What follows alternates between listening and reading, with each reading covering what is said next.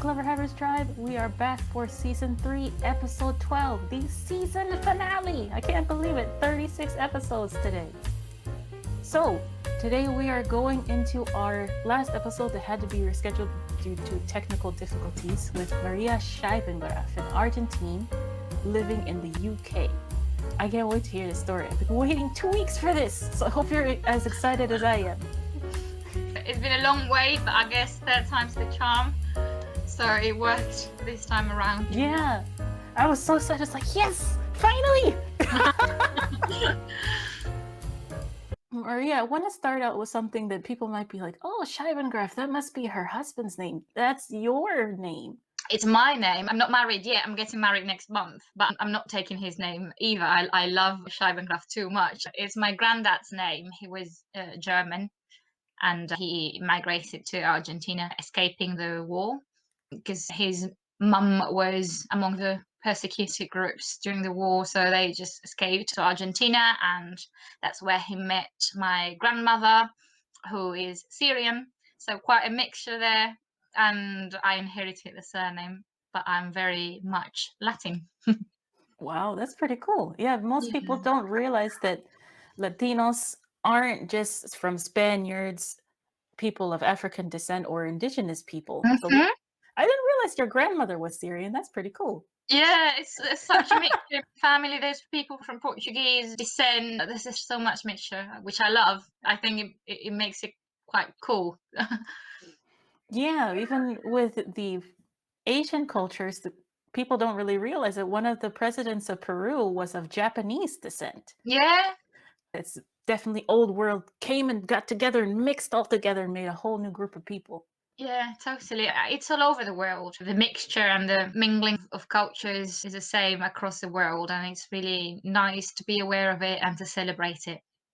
Yeah, everyone is a clever hybrid, whether they realize it or not. Yep. But you and your team, Maria, have really been fixing a lot of misconceptions with translation as well. I know we talked about this before we went live, but a lot of people think that people who speak Spanish are either from Spain or Mexico, and that they speak the same type of Spanish, but that's not true. Could you give us some examples of how that works? Yeah, it's the same as American English and British English and Australian English. It's the same language, but it's different varieties. Every region has certain features that are particular of that region that make up the variety. It's normal to hear about Latin American Spanish as a whole, as an umbrella term, as if it was one homogeneous group. It's not. It's just that the differences among Latin American countries in terms of language are smaller than between LATAM as a whole with regards to Spain. So that's the only reason we speak of Latin American Spanish. But the reality is that there's as many types of Spanish as speakers, really. It's the same with all languages in the world. In terms of Argentinian Spanish, for example, they say that it's a great mixture between Italian and Spanish. We often hear that we are Italians who speak Spanish. There was a big wave of Italian immigration into Argentina back in the day, which influenced our language a lot. One of our most salient features, linguistically speaking, is how we address people informally. We don't say tú, we say vos. All verbs change accordingly. That gives you an immediate hint that you're speaking to an Argentinian. Also, the way we pronounce the double L, instead of lluvia for rain, we say lluvia or chuvia, which sounds very similar to Portuguese because we're next to Brazil, so there's a bit of influence there as well. There's a lot of variety and variation inside Spanish as inside any other language, really, and it's quite interesting. Well, I didn't really know about that part of it. Yeah. What is something that you run into with your clients when they want a localization from you, where they have these type of misconceptions? What do you have to explain to them? We've got several clients who come to us asking for neutral Spanish, and what they mean is wording the text in such a way that it will be mostly understood in as many Spanish-speaking regions as possible. Well, we understand what they mean. We also explain that there is no such thing as neutral Spanish. It is possible to choose certain words or synonyms that are known in a wider region, if you get what I mean. But there's no such thing as neutral Spanish as a variety. And we educate them about the benefits of localizing and of making the target audience feel what they're reading and the content that they are interacting with has been produced locally. It's still valid for companies that are only just starting to get global to start by translating the copy into neutral Spanish and then tweaking it to specific regions as their budget increases and as their understanding of the process deepens. But yeah, that's one common misconception that we have to address usually.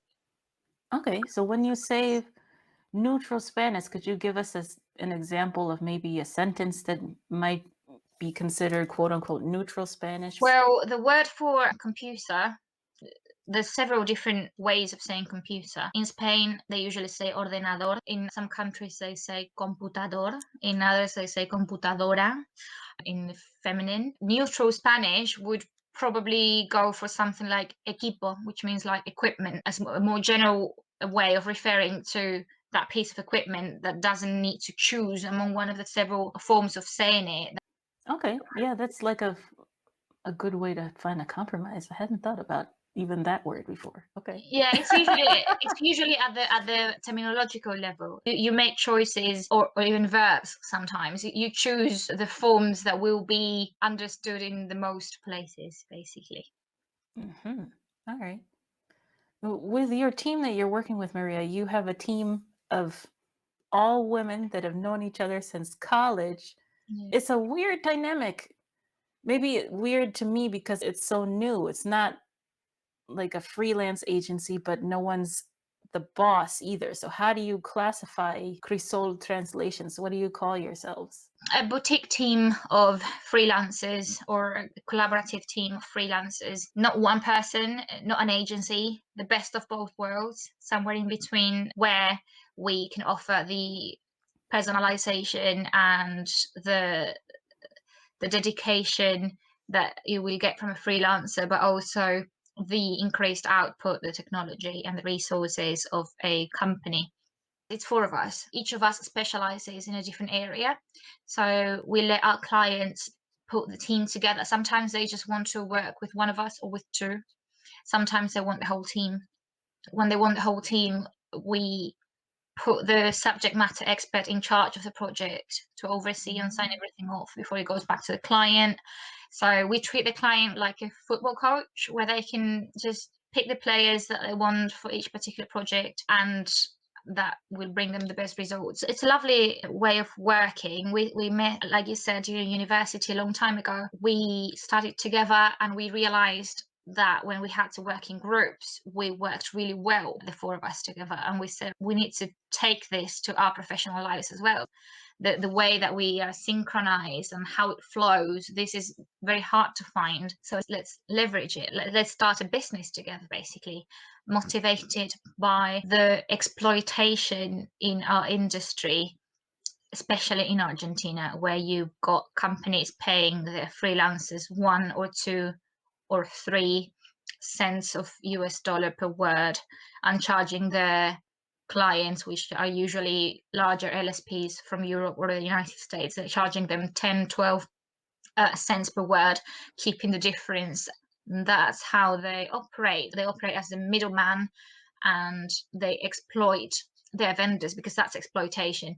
I never kept quiet about that. I've always condemned it. I'm always pointing my finger at unethical practices. My colleagues agree with me, and we said if we want to change how things are done in this industry, we need to lead by example, and we need to show the industry that it is possible to profit from this work while respecting your colleagues, because at the end of the day, they're your colleagues, even if they work as your vendors. So that's what motivated us to start our own business. We didn't know much when we started. It was all a bit playing by ear with zero budget. So we built it from the ground up, just with the power of social media and teamwork. And here we are a few years later. Yeah, it's amazing. I think if I have done my research right, Crisol has been around for 5 years. Yeah, it's going to be 5 years at the end of this year. Yeah. Yeah, you passed the borderline where most of the companies end up not making it. So good Yeah, job. yeah, thank you. Yeah, I feel we're stronger than ever and happier than ever as well. Yeah, it's amazing. You mentioned that you have a synergy and things flow really well. Women in general, we have this tendency to be better listeners most of the time. But what is it with the four of you that helps you work so well together? What are certain things that you do? To begin with, we are very aligned in terms of what we want out of Crisol. We are all very clear on the fact that Crisol is a lifestyle business, which means we fit it around our personal lives and family lives and not the other way around. We don't want to scale our business into a massive company serving thousands of clients. We're not interested in that. We want to stay small because we see the advantages of staying small. We want it not to take over our whole lives and still choose when to work, how much to work. So we are all aligned in that regard. We are also very good at different things, which makes us complement each other really nicely. I'm good at coordinating stuff. That's why I'm the operations manager. But then Paula, for example, she's got an eagle eye. So she does all the proofreading because she won't ever miss a comma anywhere. Anto's really good at researching, and Julieta is really good at writing in a very inclusive manner when we work with clients in the humanities sector. So we pull all of our strengths and we combine them. We're clear on our own limitations and on our strengths, and we've learned to pass the ball on to the next one when we know that they will perform better. Been polishing that way of working over the years, and it's getting better and better each time. Yeah, that takes a lot of humility. It's very nice to see that. Thank you. You've been running this conference. Is it for the past 2 or 3 years that Crisol Translation has had that conference? Last year was the first one, and we've got the second one this year, the Creative Language Conference. I had an idea a couple of years ago that I wanted to run a conference because I thought that not many events had explored the relationship between artificial intelligence and creativity. Then the pandemic hit, we had to postpone it, then we decided to go online. By the time the event was over, I swore to myself, I said, I'm never doing this again. This is too much work, so stressful. And then a month later, I was organizing the second one already. Which is this year. It's not going to revolve around AI this time around. It's just creativity and creative language. But we've already outsold the tickets in comparison to last year. Our keynote speaker this year is the Global Marketing Director of Sony Music International. So we're really looking forward to that. Two of our speakers from last year are back, Arwin and Sabina, by popular demand. This year it will be over 2 days rather than 1 day like last year, and the price is the same. There's lots of discounts available, 4 more days of the early bird discount for freelancers, for SMEs, for members of the Chartered Institute of Linguists who are kindly sponsoring us this year. So it's really an event not to miss. Wow. So you mentioned creative language. What is that exactly? Creative language can be anything from visual language, that's why we have a photographer as one of the speakers, to what happens at a brain level. So we've got a neuroscientist that's going to be explaining what areas of the brain light up when we are exposed to creative stimuli, to the way we write, so marketers and creative translators, and how to catch the attention of the user. Even SEO, how do you tie creativity with more technical things like SEO and technical optimizations of website copy. So there's so much to cover. Creativity in music, that's why Sonny is speaking as well. It's really interesting, and it's geared towards so many different professions. It makes it very exciting. Wow, yeah. It's interesting to consider that side of it as communication, not just as language. That's an interesting spin on it. Okay. Mm-hmm. So this year is going to be July 29th and 30th, Yeah. 2021. Yeah, that's correct. But what does it take to plan something like that? If you said after the first one, you're like, I don't want to do it again, but you changed your mind. Most of the attendees started claiming for a second round of it because they loved it, and I loved it so much as well. That was like, okay, fine, I'll find the strength and I'll do it again. I'll organize it again. It was so delightful, so enjoyable. It takes a lot of time, a lot of patience, a lot of talking and reaching out to people, a lot of learning and studying how to market it and how to pitch sponsorship for it. In general, I feel a lot more confident this time around than last year, because last year was my first time and I knew nothing about it. Luckily, I had the support of Alan Presh and Sarah Presh last year. Alan will be back this year again to support me with hosting it. You know how we were talking behind the scenes before we went live, we were talking about the technological problems and when connections don't work. Well, last year, as I was introducing and welcoming participants before the first talk, my Wi-Fi went down in the middle of it. I'm like, really? Now of all times? Luckily, Alan was there as a co-host and he immediately jumped in, took over and saved the day. I called him again this year and I said, please be there and support me once again. It's going to be great. It's a lot of work, but it pays off in the end. And the good thing is that all people who get the ticket for this year get access to last year's recordings, which were fabulous, really insightful, especially for translators and marketers. So much to learn from last year's speakers. So that's cool too. Man, that's amazing. So when you do something like this is a bit of a nerdy question, but for tax purposes, how do you handle the getting the payment? Then how do you handle reporting it? Because we are freelancers, we are not registered as a company and we're not VAT registered. Each of us is registered as self-employed. So it's like any other self-employed would do. You declare your earnings once a year at the end of the tax year. You go about it normally. When guests want to purchase a ticket for the conference, they just go on the website, they fill out a ticket request form. We get it on our end and then we issue the corresponding invoice. They can also pay directly on the invoicing platform, or they can send payment via PayPal or direct bank transfer, whatever suits them. Then for tax purposes, I just declare that as earnings every year. That's also what allows us to offer the ticket at such a low price, because the costs involved are not high at all, especially with hosting it online. Yeah, good point. How do you host it online? Are you using a particular software? Zoom worked very well for us last year, so we're doing it again this year. You don't change a winning team. True that. Are you using Zoom as just like regular Zoom or Zoom webinar? How are you doing it? Zoom webinar, yeah. So it's the paid version of Zoom that lets you schedule webinars, and then we just share access to each of the talks with the attendees. So each talk has their own URL and password, and they receive that in an email, and they just log in to the corresponding ones. Yeah, very cool. See, you guys, it doesn't have to be super complicated. Yeah, simple but not easy. Nice to know that. Zoom is the best. It was the precursor of everything, the first one there. There's so many options in the market at the moment, but I stick to the one that I like. If it ain't broke, don't fix it, like we say. Yeah. Being a freelance, you got so much stuff going on. You and Anto are also parents. Yeah.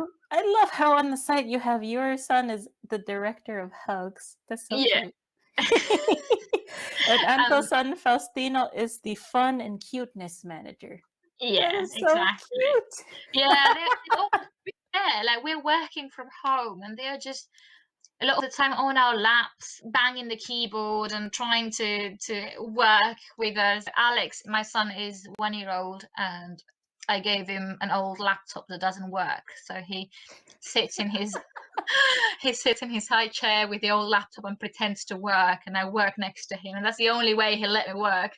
So I thought, well, it's only fair to give him a position at the company. Yeah, it's a good practice. I did the same thing with my dad. I have a picture of me somewhere wearing a onesie and a very full diaper, one hand on the computer and a pen pointing like, go back to work face. So it's good practice. Yeah, totally. Who knows, by the time he can talk, he might be imitating you. Be like, hello? Yes, I don't have time to talk to you right now. I'm working. Yeah, well, they're digital natives. I'm surprised at how easy he uses my phone. He knows how to unblock my phone, and he swipes up and to the side. He's one. And how? They're just born like that.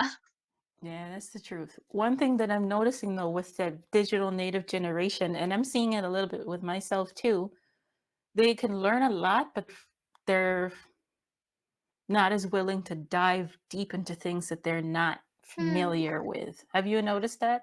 No, I haven't. That's interesting to hear. Yeah, I just noticed that we're getting more into the age of bite-sized content, which is really good for learning certain things, but other things you need to take time to digest. Well, I do notice the impatience. Yeah, I attended a conference just before the pandemic, and one of the speakers was saying in the Tinder generation, everyone and everything is on a 3-second audition, and that's exactly the case. Yeah, that's true. What do you think that, I guess, content creators or even teachers can do to overcome that mindset to help people still want to learn deeply? First, you need to catch their attention. So you need to be very thoughtful and mindful of how you're going to use those 3 seconds that they're giving you to get their attention, to get them to listen to you, to get them to hear you, and then take it from there. It's what marketers do, it's what teachers do, and also adapting to current times. I don't know, I'm not a teacher, I'm just thinking about my own son. But I think it's good to stay up to date and to adapt to everything that's changing, technologically speaking. Yeah, you might not be a licensed teacher, Maria, but moms are their kids' first teacher. Yeah. Yeah, that's a good point. I've had to learn that too. I don't know. I was fighting making clips of the podcast. I'm like, no, they should watch the whole thing to get the context. But I need to start making more clips now. I just know that's where I need to go. I Yeah, gotta. I'm already impressed by the whole setup here with the streaming and the links that appear at the bottom. It looks really nice and professional, and I would not be able to do it without hours and hours of studying and watching tutorials. It doesn't come natural to me. Thank you. This is after hours and months of, oh, that's broken. I need to do something else. So this is the final product. Yeah, I can tell. It's really, really good work. Thank you. I appreciate that. We talked about with Abby last week that Google is about to change the internet. It could either destroy the internet or make it better. Yeah. So, what are your thoughts on that algorithm change that's coming next month? Yeah, 21st of May, the Core Web Vitals algorithm change. I think it's only logical. Google is picking up on the fact that user experience is a cornerstone of everything. It wants to serve its users with what they need, what they want, and not just generally exactly what they want when they want it. So it's starting to prioritize relevance, but also website speed, which it didn't used to before. In my own experience and in my opinion, if you prioritize user experience already with your site and with your product, then you shouldn't be worried about Google updating its algorithms because it's around user experience. So if you're already wary of it and you do your best to keep UX the best possible, then that's fine. You won't be affected by Google algorithms. I do like them. I do like that they update them because they give a chance to smaller businesses and smaller websites that maybe don't have the best domain authority, but they are providing really good user experience and very relevant content and with great website speed. They get a place among the first results on Google's results page. So I think that's great. Yeah, that's an interesting perspective. It might even make it not more equal, but more equitable. Yeah, it's leveling the field a bit, which is only right. Another thing that has been blowing up the internet lately, a lot of companies that were brick and mortar before, they just had a store and they were relying on foot traffic for people to come in, or maybe they relied more on orders from Amazon. Now they need to get their website on point with SEO. Yeah. But that's become a buzzword. People don't really understand what that means. So could you explain what SEO actually is? To begin with, it's an intimidating concept, but it shouldn't be. Basically, SEO means adapting your copy, your website copy, to what Google favors when it comes to serving its users with results. So it's search engine optimization. There's lots of things that you can do when it comes to search engine optimization, which are back end. So everything that's related to the design of your website and the links and the code. And then there's the front end, like the content and the keywords. And it's very difficult to explain everything involved in SEO in just a few minutes, but it's basically a huge optimization that you carry out. What I always say, however, is the cornerstone of SEO is user experience. So if your website is user friendly, it's also SEO friendly already. And it's a matter of tweaking little things here and there to make it better. I've recently wrote a book on SEO translation, which is how to approach the translation or localization of content that needs to rank well in the target market as well as it does in the source market. So how to make it optimized in the target language as well. The book is called The SEO Translation Bible, and it's the first and only book on the topic, as far as I know, that's been released. You can find that on our website, grisoltranslations.com. It goes quite in depth from the translation side of things. So it teaches translators how to go about it and start offering it as a service. Okay, yeah, I was gonna mention that right after this point. But with the book, why did you decide to have that in depth? What was behind that decision? It started with a marketing translation course, which was an online course that we put together a couple of years ago, introductory level course for translators who wanted to start specialization in marketing. One of the chapters is about SEO and SEO translation. Several students asked for a sequel to the course that went more in depth because they found the course very useful and they wanted to go deeper. We were starting to put that together, and I realized just how much work it was to record my voice over every single slide and put the slides together and upload the course to the platform and manage the users that signed up. It was so much work that I just thought there's no books on the topic anyway, so this might as well just be a book, an ebook. And that's how it came to be. Okay, yeah, that's another point, you guys. When you start a project, you have to be willing to see, okay, this is not working. Maybe not abandon the project, but change the method. That's a really interesting experience. Yeah, you Okay. need to be flexible. When you're a small business and an entrepreneur, you need to be flexible. Otherwise, you will only achieve incomplete endeavors that never get anywhere. Yeah, I had to do that with this app that I'm making because at first it was like, I'm going to make it by myself because there's a lot of companies that have no code options. Yeah. But there were just so many things that needed to be included that after a while I got stuck. So I ended up buying a template from Miguel Hernandez from Yeah. Grumo. Yeah. And it helped me get it done so much faster. Sometimes you just gotta be like, okay. I'm always saying you either invest money or you invest time, but you need to choose. So if you've got the time and you don't want to spend the money, go for it. You're going to be paying with hours of life, and then you can also save yourself the trouble and pay with money for someone else to sort it out for you. A lot of the time, it depends on what stage of your career or your business you are. When you're starting out, a lot of the time you invest more time than money, and as you grow and start earning more, I always recommend starting to invest more money on the business. Yeah, it's true. With this book here, last time I checked, you sold over 150 copies. Do you know how Yeah. many you sold now? I haven't checked back. Must be around 170 something. I don't know. I'm just estimating because I haven't checked. But it's been selling very well, and I'm getting great feedback. I had a bit of an imposter syndrome. Like, who am I to be writing a book? Who's going to want to read my book? Is this even providing value to the readers? I was second guessing and doubting myself a lot. So when I started receiving such great feedback, it was a relief, and it made me really happy. I'm feeling a lot more confident now that everything is good and is providing value, and it's great value for money.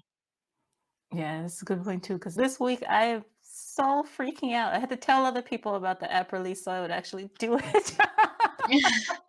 Yeah, to hold yourself accountable. The same happened to me with the book. I arranged a speaking gig with a company where I would be talking about the book and promoting the book, and the book wasn't released yet. So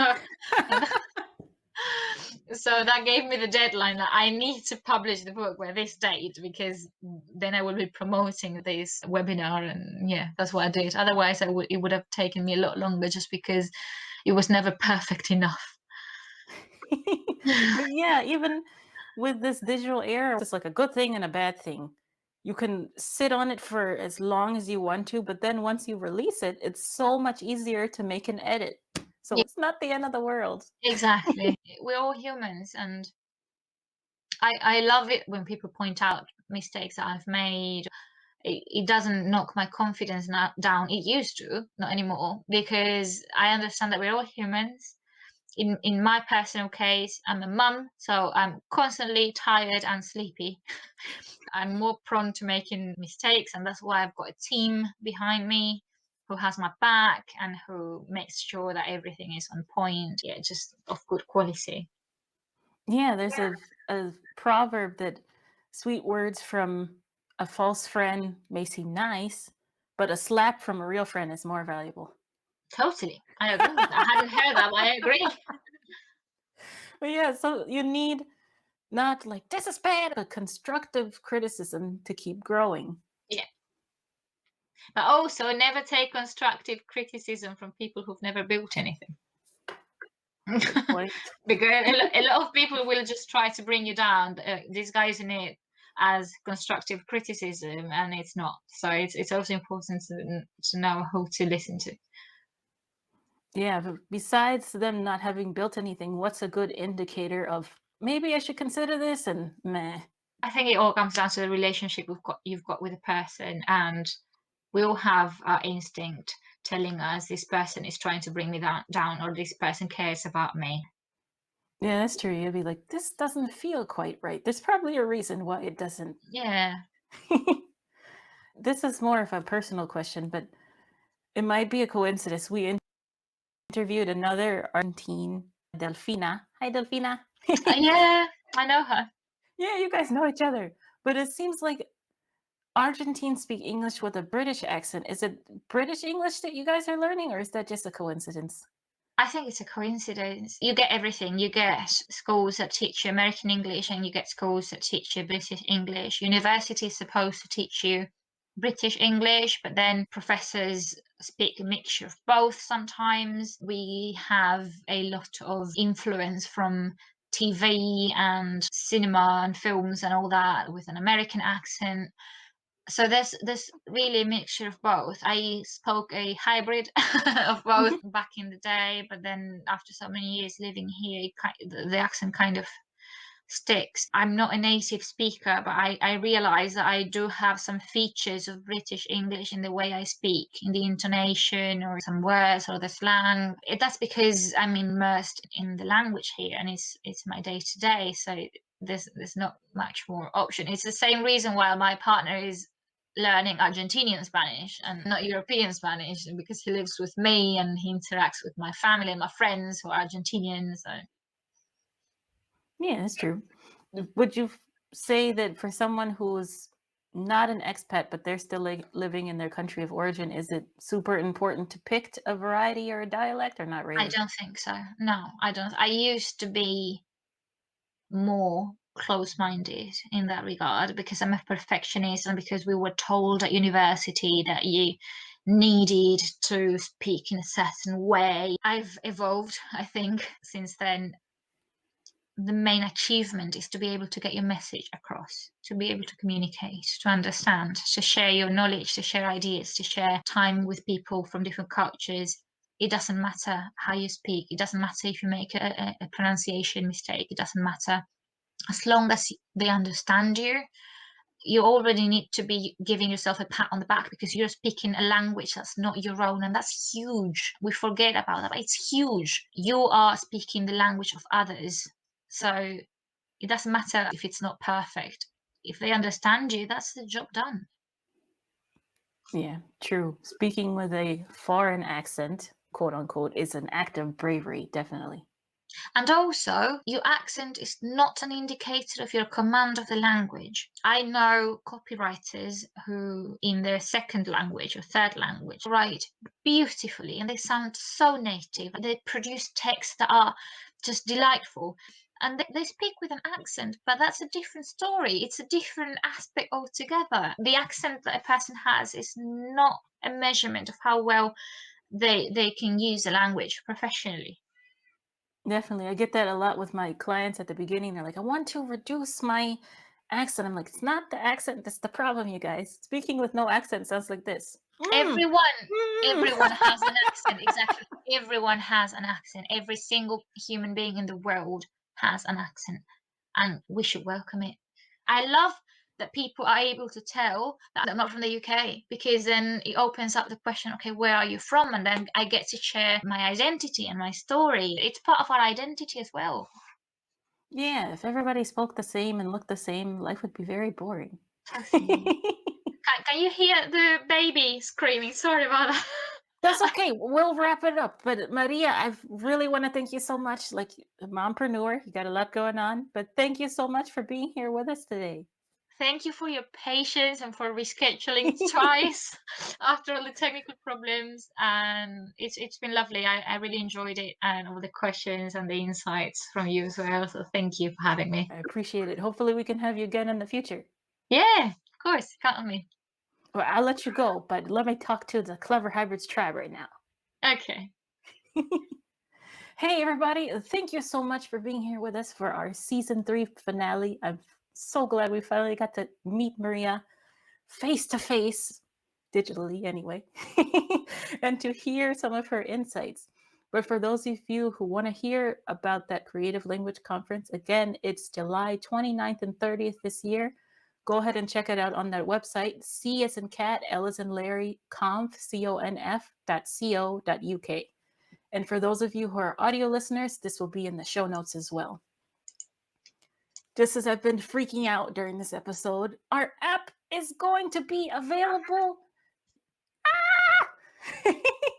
So if you want to hear more about that, check out cleverhybrids.com. Remember, this first course is coming out is free, and it will be covering the most common mistakes that even advanced learners make in English to help you level up.